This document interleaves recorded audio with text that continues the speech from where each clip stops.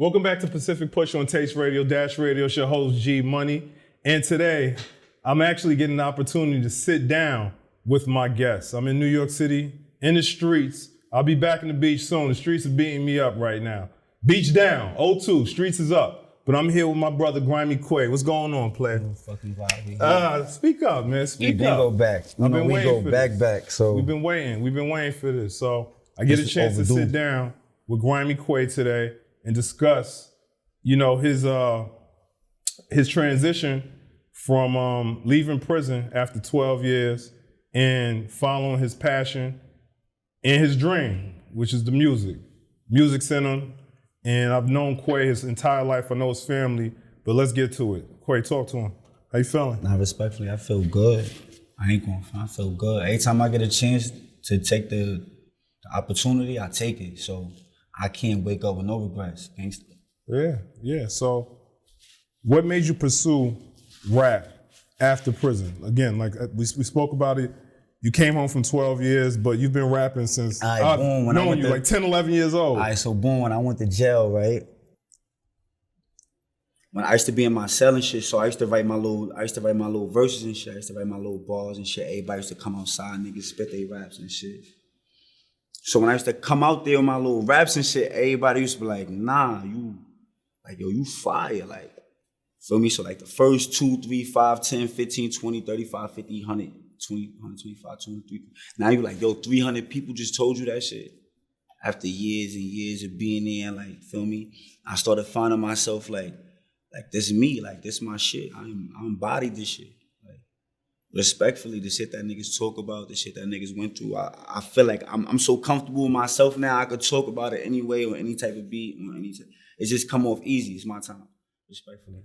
Yeah, so I've known about the skill that you possess since you were like 12, 13 years old, Qua. Like you would rap. Since a little nigga. Crazy. Hooped out with it since a little nigga. Be able to pull up and be like, yo, Qua, niggas you pull got out the something? camera, I be like, yo, listen, check this out. Niggas be like, yo, chill, we just doing a family photo. I'm like, yo, listen.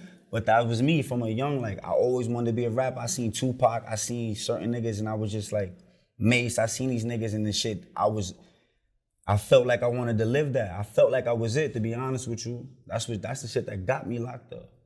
Yeah. To be honest, respectfully. All right, so let's talk about that briefly. We don't have to get into detail, but all right, what put you away? Like what? I had 2 attempts. Okay. Do you feel comfortable talking about that? Yeah, I feel comfortable talking because I did the time for it. All right. Attempt murders. 2 attempts, yeah. Yeah, and how old were you at the time? I was 16. I was 16 for like 3 weeks. Yeah, and then you came out at what age? I came out 28. So the music that you're making now, especially with drill, being the popular subgenre of hip hop, coming out of New York City, drill's heavy, and your style is definitely. I ain't popular yet. My shit ain't. You popular to me. You popular that's to me. all that counts then. As long as my right? niggas count, that's all that really counts. But you're also popular in the streets as well. Your name rings off. Count? It does. You work, you collaborate with other artists that are in Brooklyn. Old Wave, I tapped in with him. Yellow guy. Zoo. That's my guy. Yeah, y'all shot the video on Gates Avenue with Mano. Star niggas, Star babies, you know the fucking vibe. AWOL shit too. Shout out to the AWOL guys, my son Hustle Herbie and them. So the guys, so artists are paying attention to you. People are paying attention to you. I think my shit came from street clout though. I think my shit came from street clout. Everybody just felt like, he raps, so let's listen to it. I don't think a nigga know how passionate a nigga is about it. And when you use that word clout, I'm not a big fan of it because it seems everyone is chasing it in some way, form, it's like or fashion. A resume. Yeah, that's a fact. And with that, with Brooklyn drill being the sound, and you adapted to it, and you make those melodies, you come up with songs, but you're very versatile as well. So how did you come about making this type of music, the drill music? I don't know if niggas can remember that, but that been around the hood from the style and shit like that, but I started rapping through beefing and shit. Feel me? We used to be beefing from young when we was beefing with the Fulton Street bully gang niggas back in the days. Feel me? We made a diss track with Street Fan back in the days. We was little niggas like I been knew like I wanted to do that shit. I just was caught up in the street, so I couldn't really, feel me, see shit for what it was. But I been knew from young this was shit what I wanted to do. Yeah, and with all the beefing, because that's what I'm learning now, especially spending some time here in the city. I've been joking about it with some of the staff that we work with on Taste Radio, but Cool, I don't got no beef with not you, not at all, not about you. I'm I just hope talking. I don't got no beef with nobody. No, well, that's the type of energy that we're on, Yeah, that we're I trying to don't want promote. no No beef beef with with anybody. nobody. No beef. Keep the beef Because at bay. sometimes it be hidden agenda, so you don't know who you got beef with. But as far as I know, I don't got no beef with nobody. It's very political, and it's just so intertwined with different areas, neighborhoods, and people within in New York City and Brooklyn, that it's like, I had a discussion, I was talking to a few young men, and they were like, yo, even in Bed-Stuy, different blocks are beefing with whoever, and it's exhausting trying to figure out who's dealing with who. I care about the music. We talk about the music. On this platform, we're all about the music. But the beauty of you and your music, again, you don't promote any of the beef. We already know it's gang affiliated, it's gangs everywhere. But the thing about it is you sit on the music and you collaborate with other artists in the area, and it's about you and your music. So let's talk about that. Right now you're pushing Don't Miss. Let's talk about that song. That was cool. It was called Brooklyn 2.0 first. Yeah. Me and Warren did that. Me and Warren Smoke. My son Warren Smoke, he just dropped a mixtape too called Fish and Chips 2. Respectfully, go run that up. That's my guy. Shout out Warren. We did that on some, he's supposed to put that on his shit, on his mixtape. We wound up, because I guess through the process, we had to like get it mixed and mastered and shit like that. He had to put his mixtape out, so I'm like, all right, fuck it, I got this shit coming. He just gave it to me, so I'm like, all right, say that. But I got the version with just me. That's called Don't Miss. It's called Don't Miss now. That right there gonna shake everything. I don't give a fuck what a nigga talking about, respectfully. These other shits, Cloud, and all, I'm just gonna push Don't Miss right now. When we put Don't Miss out, that's gonna really give a nigga the perspective, like, oh, I'm talking. And this ain't no shit like I just hear some shit and I'm just like, oh yeah, I like this shit. I live this shit. I used to live this shit. Feel me? I don't push a nigga to do this shit, but I know it, man. You can tell it's a different feel when a nigga authentic. Yeah. When a nigga authentic, you can smell it. Like, oh nah, this nigga real. All right, so Qua, last year you dropped off a project and you titled it Wiggy's World. And I know that's a childhood friend of yours. Would you like to talk about the significance behind that? You naming the first project that you've been released since you came home from prison, and the significance of Wiggy in your life. That was one of my I was like one of my closest friends growing up. Feel me? So I felt like when he passed away, like before I came home, when he passed away, I felt like I had to dedicate what was next to come for him. That was for him, respectfully.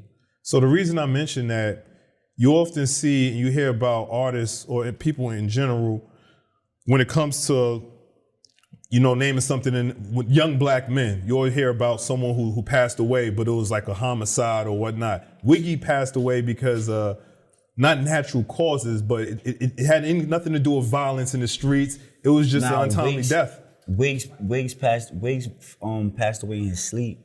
Wiggs passed away in his sleep, but he was having trouble. He was having trouble with seizures or some shit like that.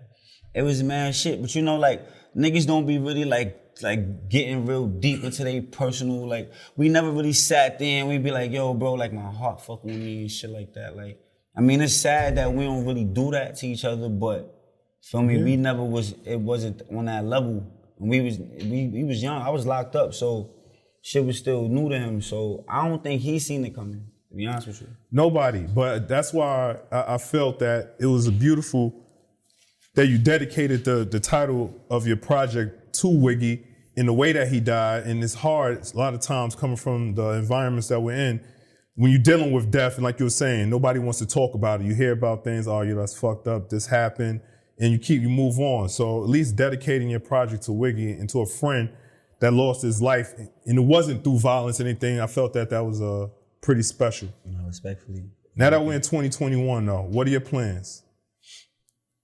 When I came home, 2019, I came home October.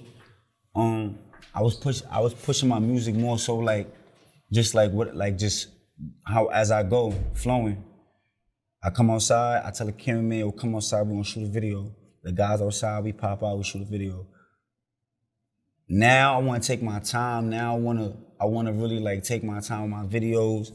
I really want to take my time with mixing, mastering, owning my beats.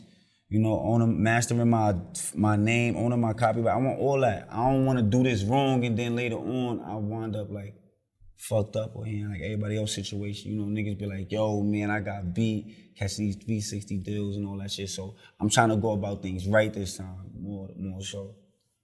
So it sounds like in 2021 you want to perfect your craft and focus on making. Oh, no, the craft is perfected. Listen, so ensuring your business is M.I.L.E. coming out. That's my mixtape. I'm gonna drop that next month. I don't know for sure what day, but it's gonna be on all platforms too. M.I.L.E.